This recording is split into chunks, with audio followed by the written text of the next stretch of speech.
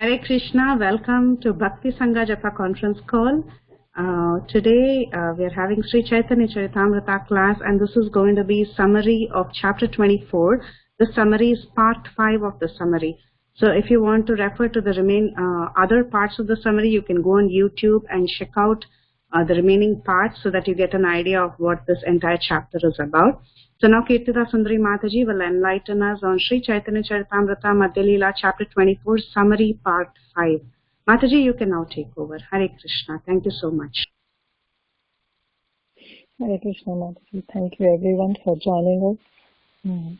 Thank you for all of your wonderful associations. It's starting with beautiful chanting. So we'll start. Jaya Jaya Shri Caitanya Jaya Nityananda Jaya Dvaita Chantu Jaya Gaura Bhakta Vrinda. So we are reading from Sri Caitanya Caritamrta Madhya Lila chapter 24 entitled Explanations of the Atmarama Verse. Atmaramascha munyo nirgrantha api urukrame kurvanti ahitukim bhaktim itam bhuta guno hari. Those who are self-satisfied and unattracted by external material desires are also attracted to the loving service of Sri Krishna, whose qualities are transcendental and whose activities are wonderful. Hari, the Supreme Personality of Godhead, is called Krishna because he has such transcendently attractive features. Om Jnanatirandasya Jnananjana Shalakaya Chakshurunmilitam Yena Tasmai Shri Guruve Namah Shri Caitanya Manobhishtam Thapitam Yena Mitale Swayam Rupam Kadamaya Dadati Svapadantikam Nama Om Vishnu Padaya Krishna Prasthaya Bhutale Srimate Bhakti Chari Swami Niti Namane Nama Om Vishnu Padaya Krishna Prasthaya Bhutale Srimate Bhakti Vedanta Swami Niti Namane Namaste Saraswati Deve Gauravani Pracharini Nirvishesha Shunyavadi Paschata Deshatarini Jai Shri Krishna Chaitanya Prabhu Nityananda Shri Advaita Gadadhar Shivas Adi Gaura Bhakta Vrinda. Hare Krishna, Krishna Krishna, Hare Hare, Hare Rama, Rama Rama, Hare Hare. So Hare Krishna, dear devotees, thank you all so much for joining. Again, I'll seek all of your blessings and prayers, so I may speak something relevant in glorification of Sri Caitanya Caritamrta, glorification of Sanatana Goswami and Mahaprabhu, and of course for the purification of my own self.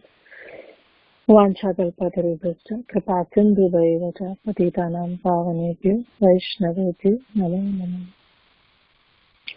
So again we are in this subject matter where we will be explaining the different meanings of the Atmarama verse.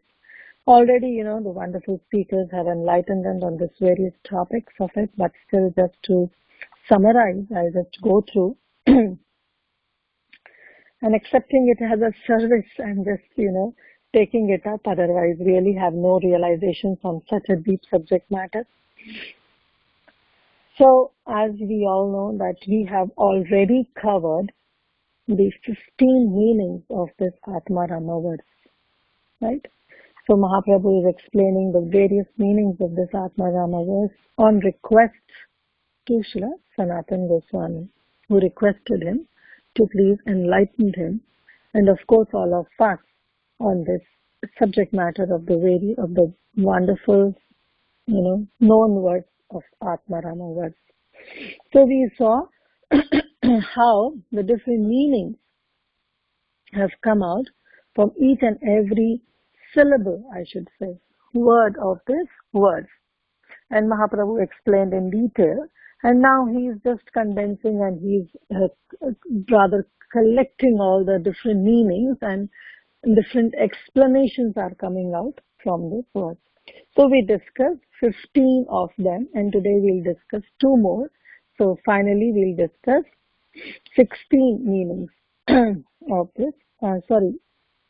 15 and to 17 meanings we'll cover. So just to give a recap, what are the 13 meanings that we have already seen? So first, he was telling about the Atmarama verse, where the Atma the meaning of Atma is also the absolute truth, right? So from that, he came up to this point that knowing this absolute, the absolute feature of the Supreme Personality of Godhead can be realized in the three aspects. We all know the Brahman realization, that is the impersonalism, and then the Paramatma realization, the localized Paramatma sitting in each and every one living entity's heart. And of course, thirdly, the Bhagavan realization, realizing the Supreme Personality of Godhead as a person. So with the two meanings, he came up with the 13 different understandings of this Atma Rama verse. First, he said about the sadhaka, who is just a neophyte, a beginner. Then Brahmamaya, one who is absorbed in the thought of impersonal Brahman. Then Prapta Brahmalaya, one who has actually attained that Brahman realization. And then he came on to the next one, that is Mumukshu, one who desires liberation. Right? And then Jivan Mukta, one who is liberated in this life. And then Prapta Sarupa, one who has already attained one's original constitutional position. Then, of course, Nirgrantha Muni, he just collaborated the two words and he said one who is a completely liberated saint. And then comes for the Ashtanga Yogi. And in Ashtanga Yogi, he came up to the three levels. First, he said there are two types, Sagarbha and Nirgarbha. Sagarbha means one who understands the Supreme Personality of Godhead and worship Him as a form. Whereas Nirgarbha, who doesn't understand as a form. And with those, there are three levels, Yoga Ruksha, Yoga Ruddha, and Prapta Siddhi. And combining all those, he came up with another as Sagarbha Yoga Ruksha, a yogi who is meditating on the four-handed Vishnu form. And then there is a Nirgarbha Yoga Ruksha, one who is trying for perfection but doesn't worship any form, still is on the level of impersonalism. Then Sagarbha Yoga Ruksha, one who has been elevated already on the platform of Yoga Ruddha, platform of yogic meditation. And then Nigarbha Yoga Ruddha, an impersonal yogi who is already on the platform of perfection. Then Sagarbha Prapta Siddhi, that means one who has attained this perfectional stage by meditating on the form of Vishnu. And Nirgarbha Prapta Siddhi, one who has attained the perfection by practicing impersonal meditation. So these were 13. And then Mahaprabhu went on explaining that the Atma Shabd is various meanings. So first meaning, he came up with a point of meditational yoga, that Atma also means mind. Right? And then he explained the meaning of Atma Rama verse with the meaning of mind. And then he said that Atma also means endeavor. And for endeavor, he gave an example of Vyasadeva, that how Vyasadeva wrote various scriptures. He was still endeavoring but felt despondent in his heart. And when he came into touch with his spiritual master, Narad Muni, how he wrote the whole Srimad Bhagavatam, and he just dived himself into a devotional service. So 13, right, we read, and two another. One, the Atma means mind, and the other Atma means endeavor. So with that, he came up with the two meanings of Atma Rama verse. So 13 and 2, 15. And now we'll go with the 16th one, that is text 174. Atma Shabde Bhiti Kahe Dhairya Yairame Dhairyavanta Eva Hana Karaya Bhajane. So what he's saying now, Mahaprabhu is saying that another meaning of Atma is Dhiti, or endurance. A person who endeavors with endurance is Atma Rama. And with endurance, such a person engages in devotional service. So first he was giving the meaning of Atma as mind. Then he said the Atma also means endeavor. But now he's saying Atma also means Dhriti, which means patience, endurance, tolerance. There are various synonyms to it. But he's saying, yes, your endeavor is needed. Your effort in devotional service is needed. But at the same time, it should be with endurance. And that is what is Atma Rama.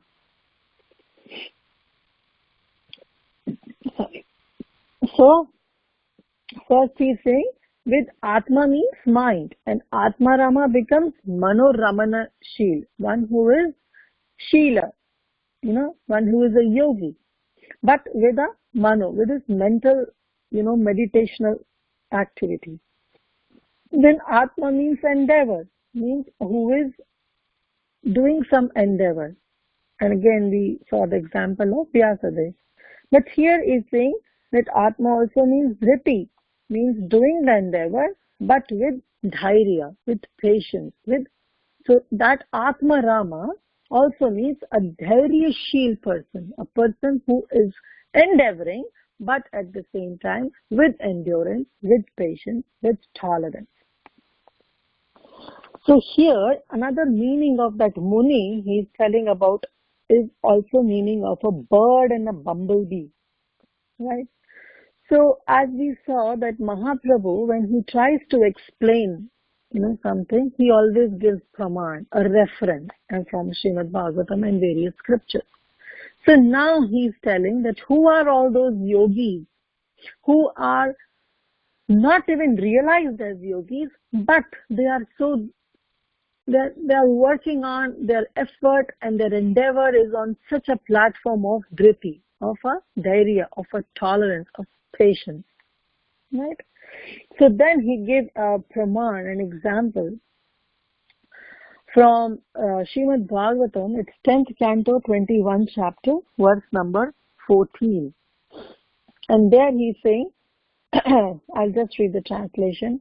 My dear mother, in this forest, all the birds, after rising on the beautiful branches of the trees, are closing their eyes and not being attracted by any other sound, are simply listening to the vibration of Krishna's flute. And such birds must be on the same level as great saints. Right? So why he is giving the example of the birds? Because he said the meaning of Muni, Atmaramas Munischa. So that Atmarama, who is a Muni, can also be a bee, a bumblebee, and a bird. Because another Muni, the meaning of Muni, when Mahaprabhu was giving the different meanings of the word, he said the word Muni also refers to bird and also refers to a bumblebee. So that Atmarama Muni, who is a bird, he is giving an example that how in Vrindavan, even the birds were considered a greatly saintly person. Why? Because they are so much attracted to Lord Shri Krishna. They were so much attracted on to hearing the vibration of Krishna's flute that they were simply, on the branch of the tree, they are just clinging on the branch of a tree, and they are totally mesmerized by hearing the Krishna's flute. So they are totally on silence. They are simply clinging on the branch of the tree, closing their eyes, and they are the great saintly, great saints they are. So this is actually the verse which is spoken by the gopis. So they are saying, my dear mother. Now, to whom they are referring to this mother is, the gopis themselves. To each other, they are referring as mother. So here the praman also comes that why, often this question comes that in ISKCON, why do you all ladies call each other as Mataji? Right? So here the praman also comes that even the gopis in Vrindavan, they used to call each other as Mataji or as mother. See, this is the praman that is being given. They are saying each other as Amba. That's what Srila Vishwanath Chakravarti Thakur wrote. He gave a commentary that the gopis would sometimes address each other as Amba, as mother. So what they are saying, my dear mother, in this forest, all the birds, after rising on the beautiful branches of the tree, are simply closing their eyes and are so much attracted by the sound vibration, by simply listening to the sound vibrations of Krishna's flute. So these birds are also on the same level as the great Munis, as the great saints. So here, Prabhupada, he gives the example that how, can anyone mute, please? I'll request everyone to mute their phone. There's some disturbance coming up.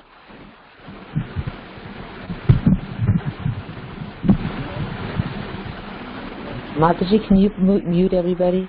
It sounds like air or something. Yeah. Thank you so much. That how these birds, just, by hearing the Krishna's flute, by hearing the sound vibration of Krishna's flute, they are simply enjoying, and they are simply in ecstasy, closing their eyes, clinging on to the branches. Why they are clinging on the branches? Because they try to avoid falling from the trees, because they are so much mesmerized by hearing Krishna's flute. So this is how even they are being referred to as the great saints. Now comes another meaning, that is a bumblebee, right? And to bumblebee, Mahaprabhu is giving another praman from Srimad Bhagavatam only, and he is saying another verse which is from 10th canto, 15th chapter, verse number 6. And here it comes, O good fortune personified, O original personality of Godhead, all these bees are chanting about your transcendental fame, which will purify the entire universe. Indeed, they are following your path in the forest and are worshipping you. Actually, they are all saintly persons, but now they have taken up the form of bees. Although you are playing like a human being, they could not forget that you are their worshipable deity. So, oh good fortune personified. Actually, this verse is spoken by Krishna himself, and he is simply giving credit to Lord Balaram. And he is telling to Lord Balaram that you are good fortune personified. But here Prabhupada, he gives in purport, he explains that there is no difference between Krishna and Balaram. But here Krishna is simply giving credit and glorifying Lord Balaram. But this case is same for both of them. They are non-different, right? So what he is explaining is that even the bees are so much enchanted by the lotus face of Krishna and Balaram. But here, Krishna is glorifying Balaram, but Prabhupada says that it's with both of them. And then he says that your face, the lotus face, is just like a tirtha. What is a tirtha, right? We know that there are different tirthas. This is a place where means that after coming to that place, you simply cross beyond the material existence. That is what tirtha is. Right. So he's saying that your transcendental glories are described as tirtha. Your face is as tirtha, where the great sages, they just come and they break their vow of silence. But here the bees they are being explained as those sages who are just murmuring around the face of Lord Balaram, or of course Lord Krishna. And they are trying to get the nectar from the lotus face of Krishna Balaram. And this, he is trying to explain, Krishna is just telling that you are so wonderful, you are so greatly fortune personified, that though these bees are continuously humming around, still you are not frustrated, but rather you are welcoming those bees and you are telling them, come into my confidential grove, and you feel free to taste the fragrance of it. That is how he's saying the magnanimity of Lord Balaram is.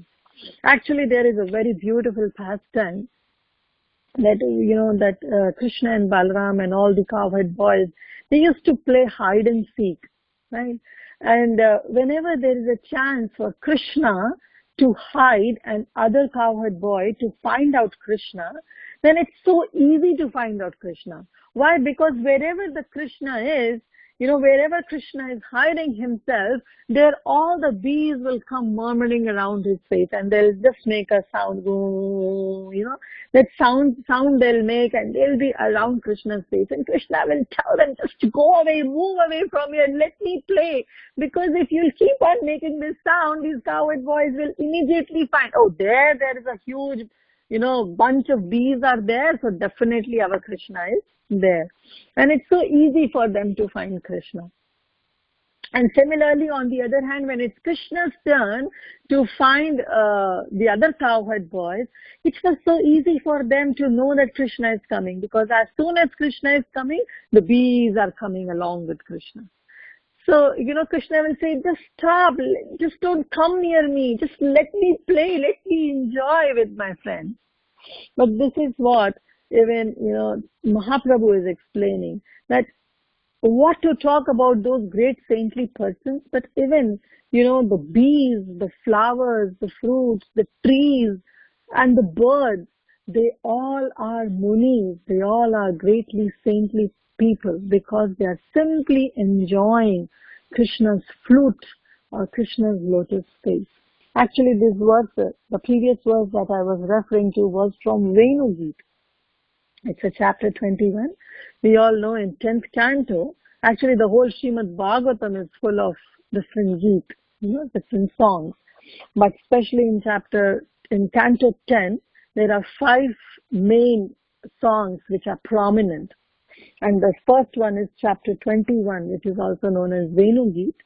And then we have chapter 31, famous, the Gopi Geet. Then we have chapter 35, which next Mahaprabhu will give, that is the Yugal Geet. And then we have chapter 39, which is a Virha Geet. And finally we have chapter 47, which is a Brahmad Geet. So these are the 5 main songs in 10th canto of Srimad Bhagavatam. So moving on, then he was telling, he is also giving the examples of crane and swan. Right? This is from actually 10th canto, chapter 35, which is Yugala Geet. The gopis are singing for Krishna. And they are giving the various examples, but Mahaprabhu gives only the example of cranes and swans, that they are also so much enchanted by the melodious song of Krishna's flute. And they have approached and are worshipping the Supreme Personality of Godhead with full attention. Alas, they are closing their eyes and becoming completely silent. So this is how all the inhabitants of Vrindavan, not only the living personalities like gopis, cowherd boys, their parents, the motherly gopis, but even the birds, the flowers, the fruits, the trees, the branches, and the cranes, the swans, the birds, the peacocks, the bees, everyone is so much enchanted. The cows, calves, they are so much enchanted by hearing Krishna's flute vibration. And thus, they all are being referred to as Muni, the great saints, because they are simply enjoying, closing their eyes, and simply engrossed, mesmerized in hearing Krishna's flute. And then Mahaprabhu goes on explaining that yes, there are so many others, those who are addicted to sinful acts, but since they come and take shelter of Krishna's devotees, they are also being empowered by the Supreme Personality of Godhead.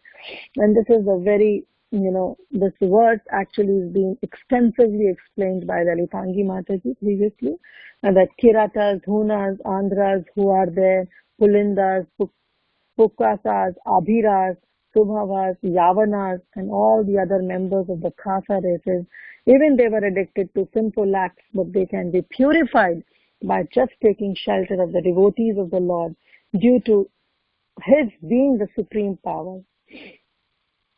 So, this is the Bhagavatam verse, but it was extensively explained by SundariMataji, so I'll not go in detail, like who Kiratas were, who Hunas were. And still, if you just want to have a reference, it's from the 2nd canto, 4th chapter, 18th verse, where Prabhupada in the purport has extensively described about each and every one of them. So this is how the meaning, the third meaning of Atma, they're actually not third, 13th has already been described. 2 is the Atma means mind, and the Atma means endeavor. That means 16. And now the 16, that Atma means Dhriti, working, endeavoring with endurance, is also being explained.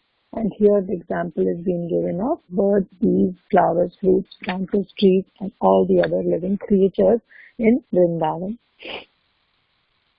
Now we come on to verse number 180, which describes the 17th meaning of this Atma Rama verse, where he is saying the Atma, the meaning of Dhriti, can also be a different, the different meaning of that Dhriti word is also being explained. So, kim va dhriti shabde nija purna tadi jnanakaya dukkha abhave uttama prapte maha purna haya. So he's saying, which is text 180, that the word dhriti is also used when one is fully perfect in knowledge and when, due to having obtained the lotus feet of the Supreme Personality of Godhead, one has no material misery and he attains Mahapurna, the highest level of perfection. So again, the meaning is the same, that is endurance, tolerance, but here the context, he is giving it in a different context, and thus he is giving a different altogether meaning of that word and of this Atma Rama verse. So what is that? He is saying that yes, Dhriti means that yes, you have to work, you have to endeavor with endurance. But here Dhriti also means one who is fully perfect in knowledge. Means that one who have, due to having obtained the lotus feet of the Supreme Personality of Godhead, one has no material miseries. There are no material miseries, and thus one attains the Mahapurna stage. Dukkha abhave means there is abhav of dukkha. There is a shut of sorrow. Means even though the miseries are there, but still that self-realized person doesn't feel that misery. Right? So he is beyond those material miseries, and thus he attained the Mahapurna stage, the Uttama stage of the highest level of perfection. That means he becomes self-realized. And here Mahaprabhu gives an example from Bhakti Rasamrita Sindhu. And he says that Dhriti is the fullness that is felt due to the absence of misery and the attainment of knowledge of the Supreme Personality of Godhead. So that means there is no lamentation that, oh, I haven't achieved this. And there is no hankering also that, okay, I need this. So such a self-realized person, he becomes a Dhriti, he becomes a Muni, he becomes that Atma Rama. Because he is so much self-realized that he is on a level of a Brahmabhuta Prasanatma stage. Na sochati, na kankshati. There is no lamentation for what has happened, and there is no hankering for what is supposed to happen. So he is already on the stage of completeness, already on the stage of self-realization. And to this, Mahaprabhu also says that Krishna Bhakta Dukkha Hina Vancharatra Hina and Krishna Prema Seva Purna Nanda Pravina.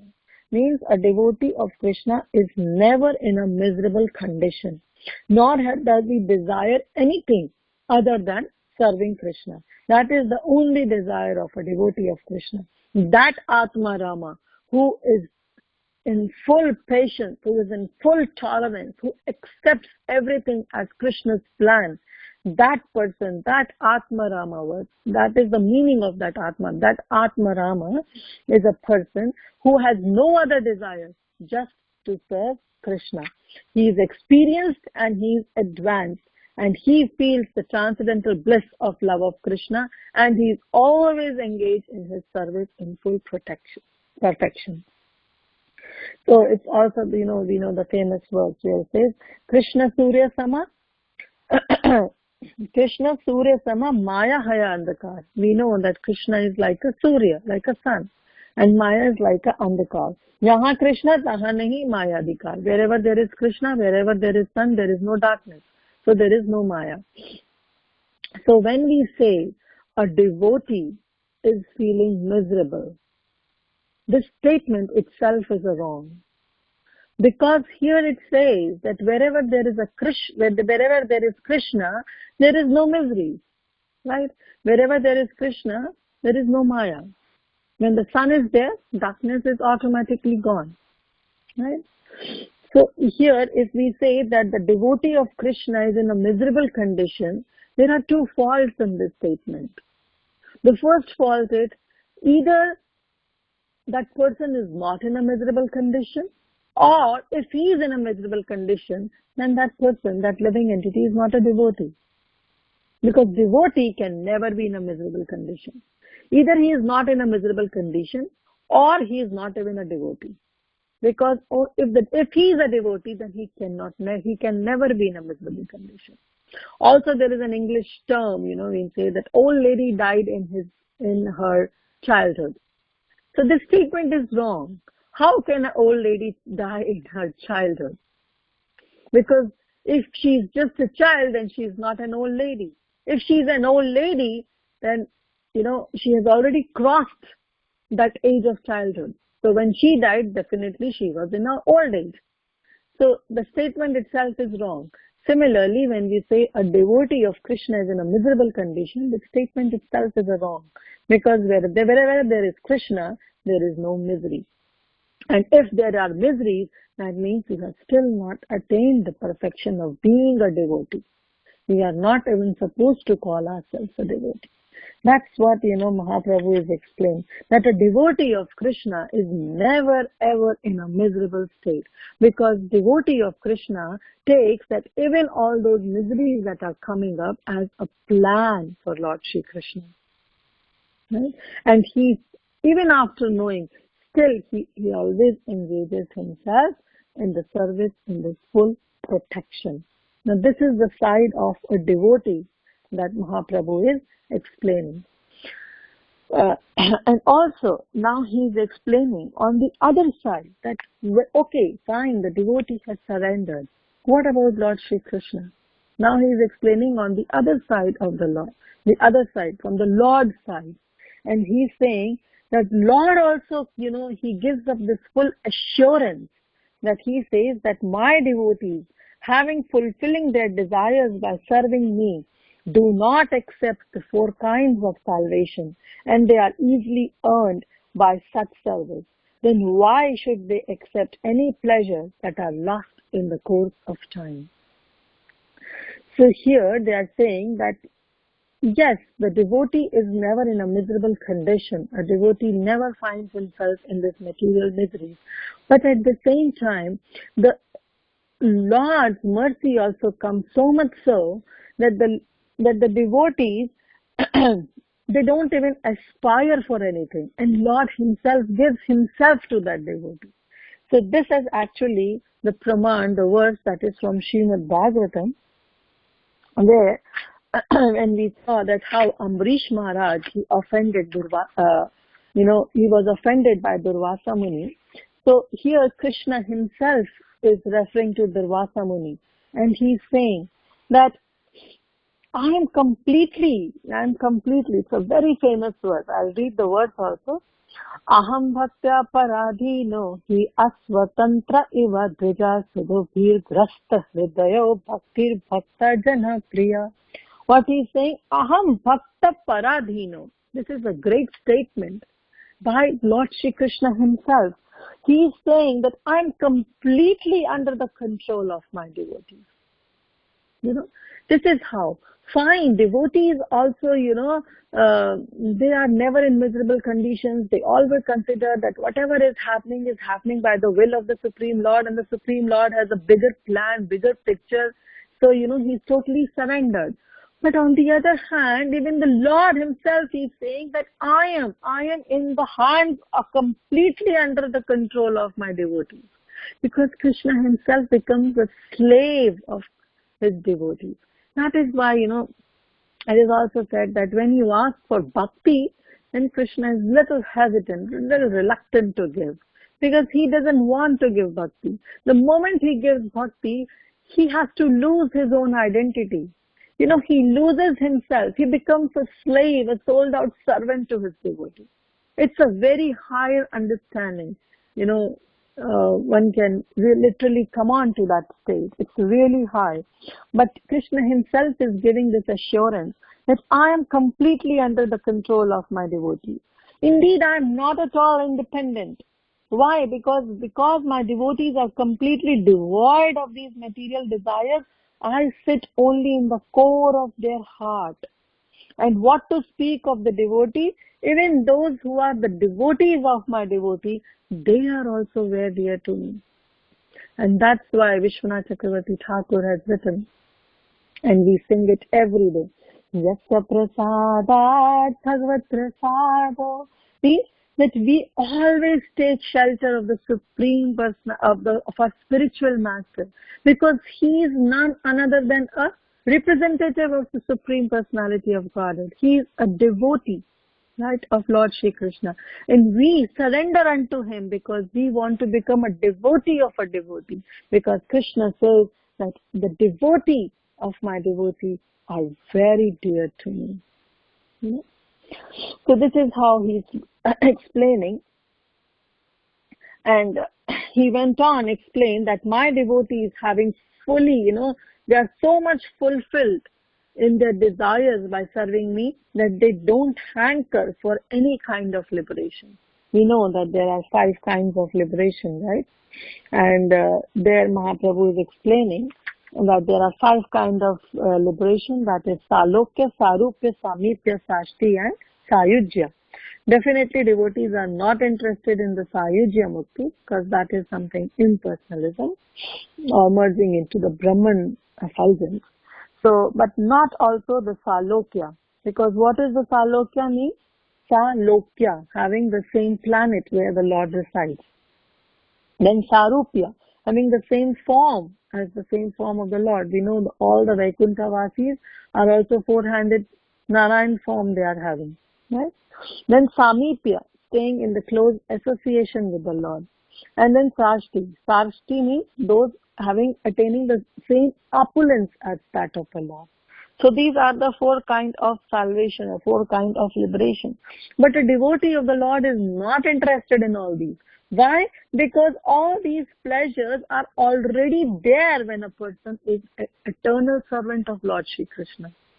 When a person becomes eternal servant of the Lord Shri Krishna, definitely that person is in the abode of Lord Shri Krishna, is serving Lord Krishna and is in the close associate of Lord Shri Krishna, and finally is also enjoying all the opulences also, what Krishna is enjoying. So, all these other 4 kinds of liberations automatically come when one surrenders himself onto the Supreme Personality of Godhead, when one surrenders himself and become a real pure devotee of Lord Shri Krishna. Then why he's saying, Kuto anyat khala vipulatam, then why we should accept any kind of pleasure, mundane pleasure, which we know will diminish in the course of time. Then what's the use of it? So such a person becomes an Atmarama because he performs that person, that entity, that Atmarama. He is the one who is performing his duty with endurance, but fulfilling or coming on to the point of becoming self-realized, of not hankering and neither lamenting of what is being happened. And to this Bilva Mangal Thakur also says that, those who have developed their natural devotion to the Supreme Personality of Godhead, Mukti means this liberation, salvation, they stand before him with folded hands to offer all kinds of service. Mukti swayam mukta anjalita seva. The mukti is in the hands of the devotee. The mukti with the folded hands is standing in front of a devotee that just accept me or at least give me some service. So, but the highest thing is that one should come onto the platform of doing devotional service to the Supreme Personality of Godhead. And then Mahaprabhu says that yes, in this material world, all the living entities are disturbed due to their flickering position. But a devotee, however, is fixed in the service of the lotus feet of the Lord, the master of the senses.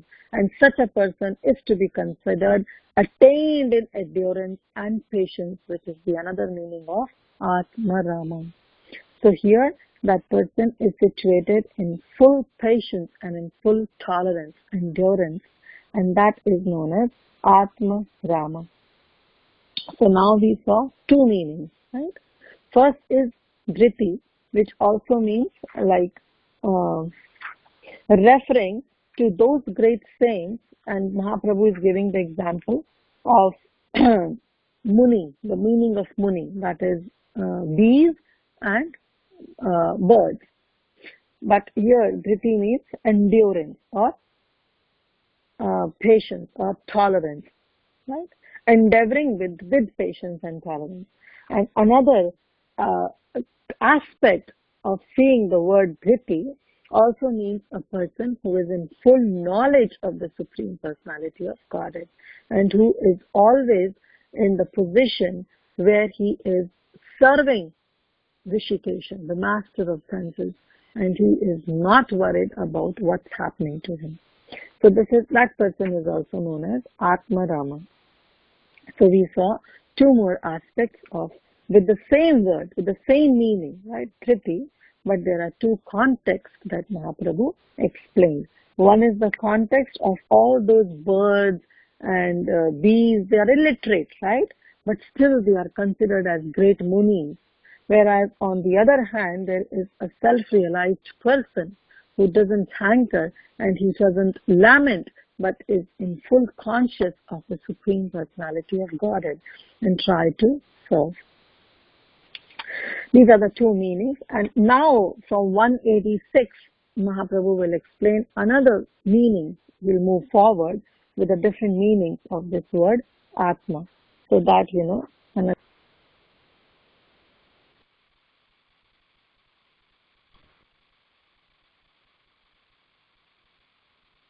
Hare Krishna.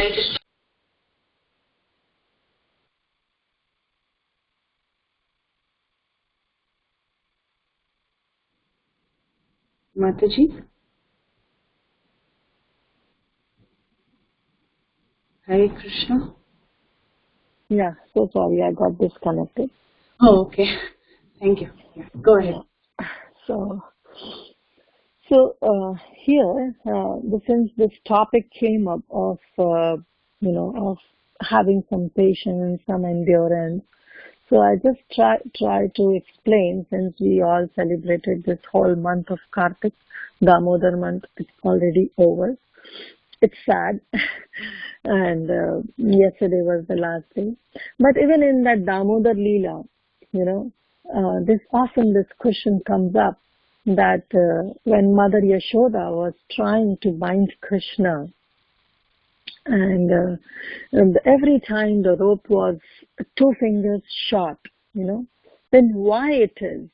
And then, the example is being given that the first finger represents our endeavor towards Lord, and the another is that seeing an endeavor, then Krishna bestows his mercy. But fine, these 2 fingers, our acharyas give the example of these 2 fingers, but the right understanding, but the real understanding is that why Krishna was taking so much time to bestow his mercy on to Mother Yashoda. She was a pure devotee, right? And her endeavor was 100%. Then why it took time for Krishna?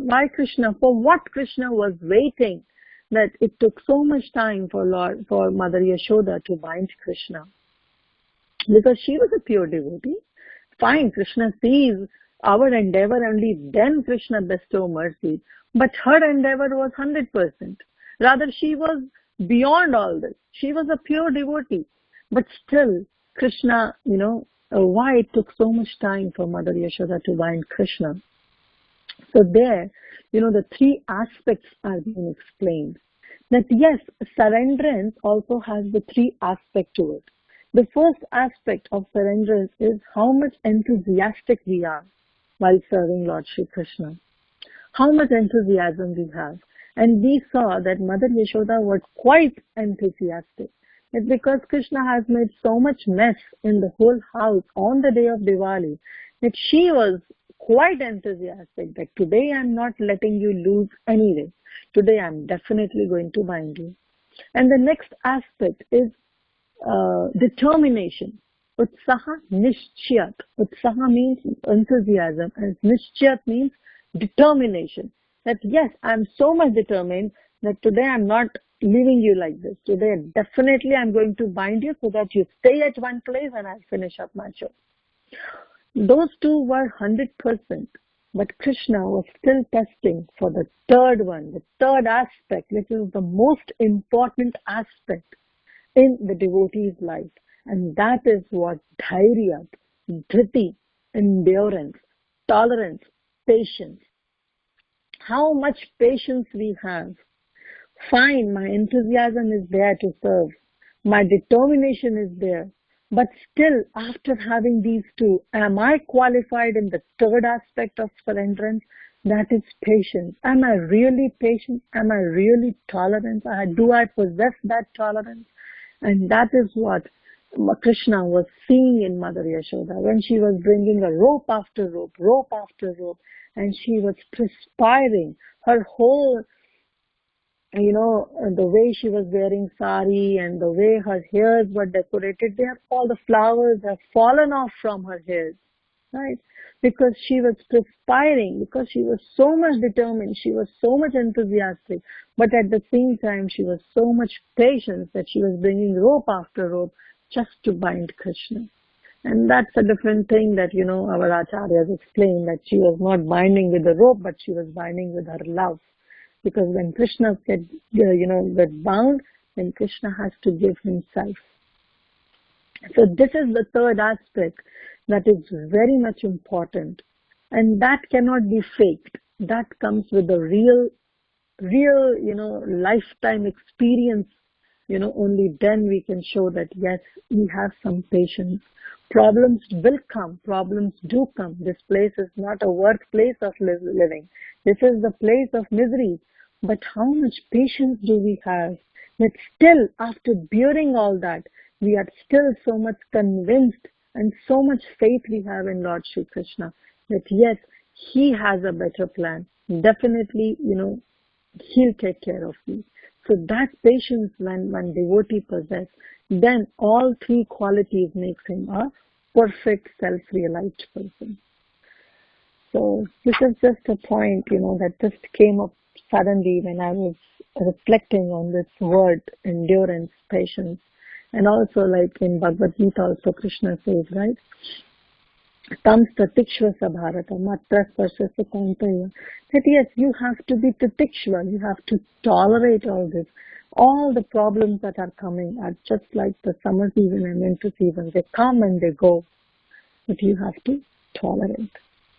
So anyway, I'll stop here. Thank you all so much for joining. So these are the 17 meanings right now we saw for this Atma Rama word, and then we'll move forward. As the speakers will speak, we'll just try to summarize. Thank you so much for joining. Srila Prabhupada ki jai. Hare Krishna. Hare Krishna, Mataji. Beautiful summary as always. And I love the last realization you were talking about why endurance was so important. Of course, very nicely you distinguished between the two things of initial endeavor and then endurance, and how endurance is actually very important. And you took the example of Damodar Lila, and you explained exactly where there was endurance with Yashodama and how it worked out. And yes, as you rightly mentioned, we are in this material world, and we do have to very patiently wait and endure. And the other point that you were making about if someone is saying that they are miserable being in Krishna consciousness, that means there is something totally wrong, because the entire process of Krishna consciousness is actually a wonderful process. So I like that as well. And of course, the entire summary was fantastic as always. Having said that, I just had a couple of questions. Why is this verse, this Kirarta Hona Andhra Pulinda, that one quoted even here? Is it to indicate that these people also endure, or what exactly? Where is the connection for that verse to come at that place? That is one question. When they come and take shelter of the Supreme Personality of Godhead, or the devotees of the Supreme Personality of Godhead. So that means it is to show the point of endeavor, the meaning of endeavor, to point out that he's quoting this verse. Yeah, the point of endeavor where they take shelter of the Supreme Personality of Godhead or the devotees of the Supreme Personality of Godhead. So this is like for the... So this is the initial endeavor that's made. That's what you're saying. Yeah, this is just an initial endeavor, yes. Okay. So because see, the Mahaprabhu is explaining, right? Sukadeva Goswami described the unlimited potencies of Lord Vishnu who can purify even these low-born creatures. But still they have to come. They have to come. They have come to the Supreme. Yeah, they have to make their endeavor. They have to make their endeavor. Okay. Yeah. Yeah, that makes sense. Yes. And other thing about it was interesting how the bumblebee, the birds, and the swans were quoted, and also they also come to the point of pure devotional service. How does that work? Yes, not pure devotional service, but in a Shantaras. They are already in Shantarasa, right? They are already in Shantaras, yes. So now my question may be controversial, but do they really move on to a different rasa in that sense? Because they have to because they are already self-satisfied, they are Atmaram and Shantaras. So are they going to become in a more active rasa, or what is the indication there? No, see, even all those bees, the birds, the plants, the creatures, they are not the ordinary living entities. When Krishna was descending, Krishna ordered everyone to take up that position. And it's explained that 2 million years before Krishna was supposed to come in this Bhauma Vrindavan to perform his pastime, even the grass, who will take the position of the grass? Who will take the position of the trees? Who will take the position of those plants and these birds? Everything was decided. The whole Vrindavan was ascending, right? Wow. So each and every, the living entity was decided that who will take birth in what position. You're getting my point? So this is how it is. But yes, one who is fixed in a particular kind of a rasa in the spiritual world doesn't move to the further higher level of rasa. If any living entity is in a Shantaras, is in a form of a peacock, it doesn't mean that that living entity is not satisfied and want to move on to some Dasya or Sakya rasa. No, they are self-satisfied in that Shantarasa only. And that's their constitutional position, that's their Swarupa. Yeah, but then why so they have to be self-satisfied, right? I don't know if I'm wording my question correctly, but they are self-satisfied and they are also termed as one of these self-satisfied people. And they are exactly. But then why should they come to the platform of pure devotional service? I don't get that part. Like, why are they one of the Atmarams who has to come to the point of pure devotional service? No, they are Atmarama themselves. They don't need to come onto the platform of pure devotional service. They are already Atmaramas. Oh, so already Atmaramas who are situated in pure devotional service. Yes, exactly. They are already Atmaramas who are situated in this platform of Shantarasa. So he is giving a different meaning of that Atmarama. Okay. Got it. I was just trying to apply it in the as he was explaining the Jnanis and the Yogis. Okay. No. They have to come on to the level, but they're already situated. Thank you for that. Yeah, makes sense, Mataji. Very beautiful, very nice, very. I love the class as always. Hare Krishna. Thank you so much. Hare Krishna. Hare Krishna Kirtida SundariMataji. Again, as Preeti Mataji says, wonderful summary. It's very nice that you start from the beginning and go through them because some of the classes I missed, so it's good. And even if I've heard them, it's good to repeat because it helps me remember. I have this question again, and I'm a little bit I'm not sure. I'm confused. So, Krishnadas Kaviraj Goswami is quoting Sri Chaitanya Mahaprabhu speaking with Sanatana Goswami as he is quoting the Srimad Bhagavatam. Do I have that right? Yes. Okay. So, that's what I just wanted to make sure. Also, very interesting. Another thought that came to my mind as you were speaking about Yashoda Mai having patience. Very nice realization, very beautiful realization.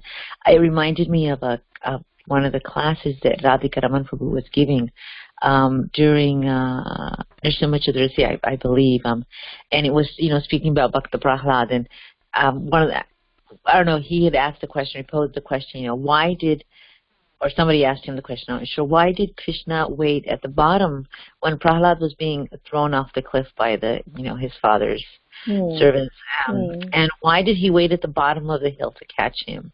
He could have just caught him right there. He could have stopped it, and he was explaining how that was also a test of patience, a test of his devotion.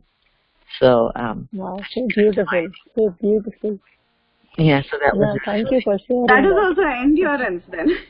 Right? Yeah, endurance, patience, and endurance, and a test of faith.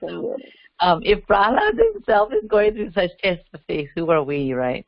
It also reminded me. Seriously. Yeah, it also reminded me of another story in the Bible when it talks about Job's whale and all the stuff that he had to go through, and he was being tested by the Lord continuously, also. So, a lot of examples all across spiritual literature. So, thank you, Mataji. Beautiful class. Thank you so much for sharing that.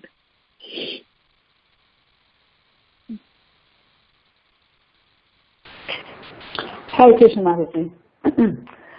I have also some questions about this patience,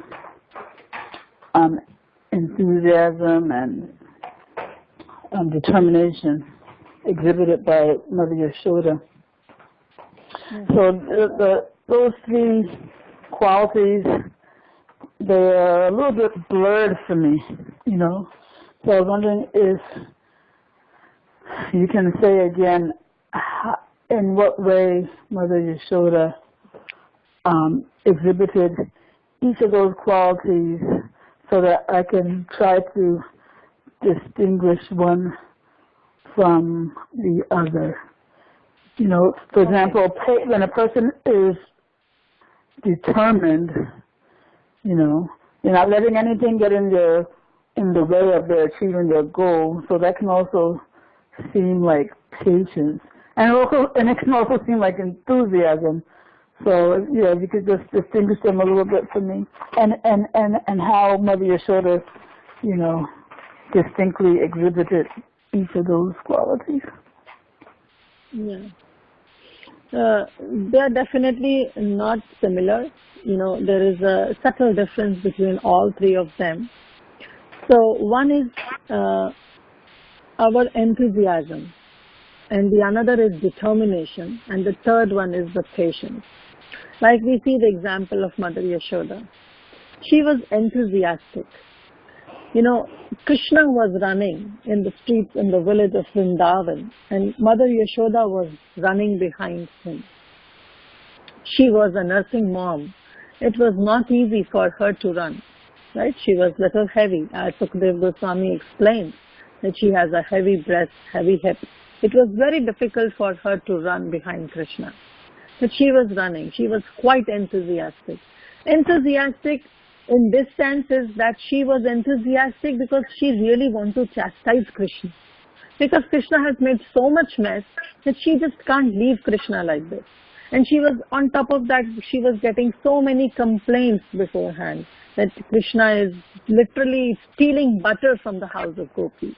So everything collectively made so much anger, it brought so much anger in Mother Yashoda that she became so much enthusiastic that today, Kanha, I'm not going to leave you at any cost. And then her determination. Okay, so wait a minute. So the enthusiasm you seem to be describing it as like a lot of physical exertion. you can say that physical exertion also. Like when we take up the process of Krishna consciousness, starting, we get so much enthusiastic in doing some services. Okay. Oh, yes, I can chant, I can clean, I can come to the temple, I can cook, I can make garlands. You want to do a lot and lot because you have so much enthusiasm in you. But how long you can maintain that enthusiasm, that is the point to consider. So yes, enthusiasm, you can say the physically, or mentally, you have so much things to do in your own, that today I'm going to do this. There is an enthusiasm that comes. But along with that enthusiasm, there should be a determination also. You're fine, your enthusiasm is on top, but how much determined you are. That yes, I have taken up the vow to, take the example of a Caritamrta. Right? Before the beginning of Caritamrta, the month of Kartik, we hear so many classes. We get so much inspired. Wow, Kartik month is coming. Okay, I'll take this vow, the Ekadashi before the month starts, the last Ekadashi before that month starts, it's said that you have to take the vows on that Ekadashi day and try to start following from the day one of Kartik. So by that time, we hear so much about Kartik that, we take so much vows in our own self. That shows our enthusiasm. But are we really determined to follow those vows? That starts from the day one of Kartik. That, okay, yes, now I have to follow. Now that shows our determination, that how much determined we are, that all those vows that we have taken, though they were just a fake enthusiasm or was a real enthusiasm, that will show by our determination. And then finally comes our tolerance. When the day passes by and then we say, okay, whatever those vows we have taken, though we were so much determined, though we were so much enthusiastic, but are we really patient also? Do we have that much of patience to follow those vows? Or, sometimes the day passes, okay, I've taken a vow of chanting 64 rounds. I was so much enthusiastic. And I'm so much determined also that I will do it. But as the day passes by, finally that 64 rounds get finished in the middle of the night at 12 o'clock. That our patience goes down because we are not that, I'm just talking about myself. That patience level goes down and down and down. So Krishna sees everything. So similarly in the case of Mother Gopi, she was quite enthusiastic. And she was quite determined also, that today I'm not going to let you lose, Kana. But was she patient? That Krishna was seeing. Because every time she was adding a rope, it was 2 fingers short. After adding 3, 4, 5, 6, 10, 20 ropes, she would have given up. That, okay, I'm not able to bind you, forget it. I have to finish my chore. No, she kept on adding. It said that 900,000 cows, Nand Maharaj had. She brought 900,000 ropes and she engaged all the gopis that you also go ahead and bring all the ropes from the whole Vrindavan. Today I'm not going to let you lose, Kani. She was perspiring. It was not easy for her, but still she was doing it. That was the patience level that Krishna was testing. That sounds like determination to me. Yeah. Again, I said that there is a subtle difference between that determination and patience. Determination is, again, you make up your mind. That is what determination is. But with your action, you can show that how patient you are, how much tolerance you have. Okay, so determination is more like a resolve. It's a resolve, yes. The resolution that you kind of make. And then your patience is,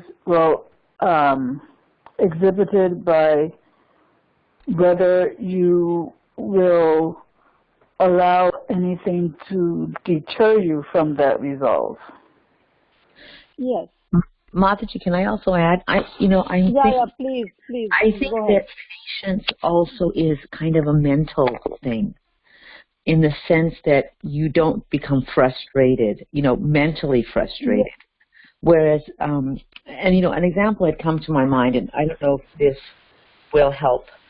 So I was just thinking of Govardhan Puja came, and so one of the Matajis was planning on creating the Govardhan Hill and everything, and so she was just doing something, and suddenly she became very enthusiastic because she was inspired by this idea. She had this whole, it was almost, it's a very subtle thing, I think.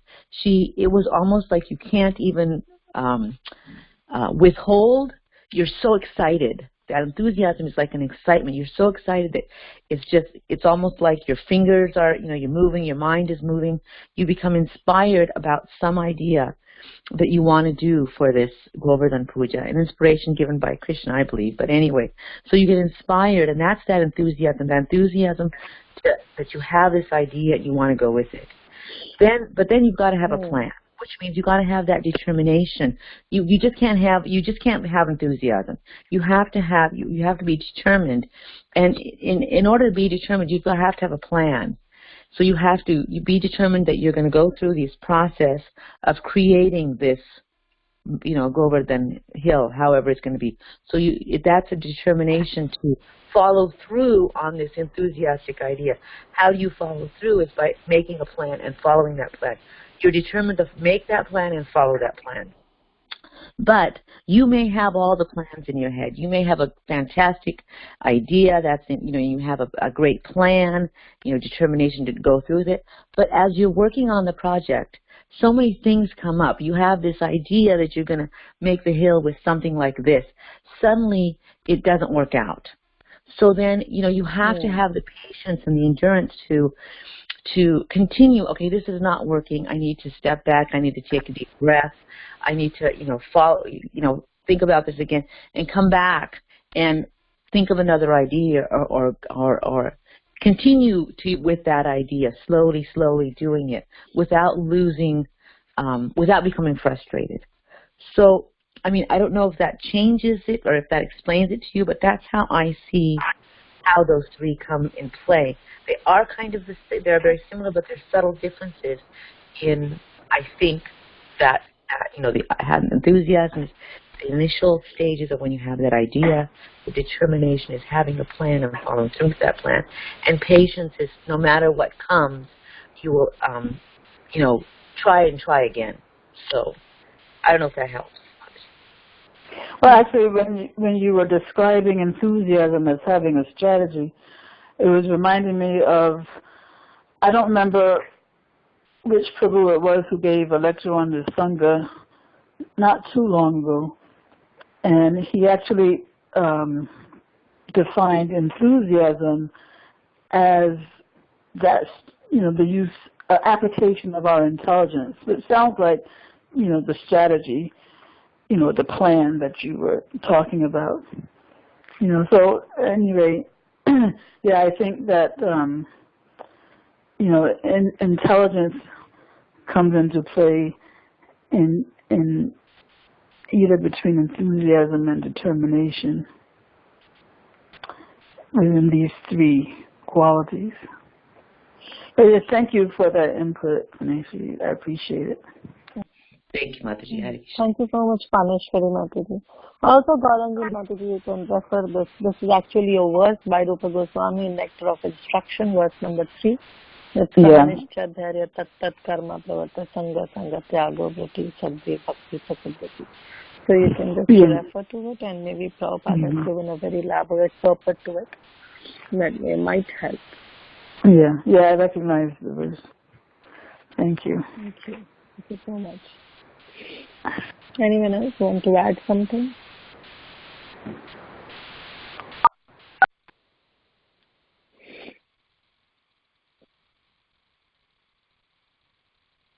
Okay. Thank you so much for joining. So we'll stop here. Thank you, Mataji. Thank you for this treasure of the summary verses. Thank you very much. If no one else has any questions, comments, or realizations, they can end the call. वाञ्छाकल्पतरुभ्यश्च कृपा सिन्धुभ्यैव च पतितानां पावनेभ्यो वैष्णवेभ्यो नमो नमः। की जय श्रील प्रभुपाद की जय, श्री श्री चैतन्य चरितामृत की जय, हर ग्रेस कीर्तिदा सुंदरी माताजी की जय। हरे कृष्ण। गौर भक्तवृंद की जय, श्रील प्रभुपाद की जय।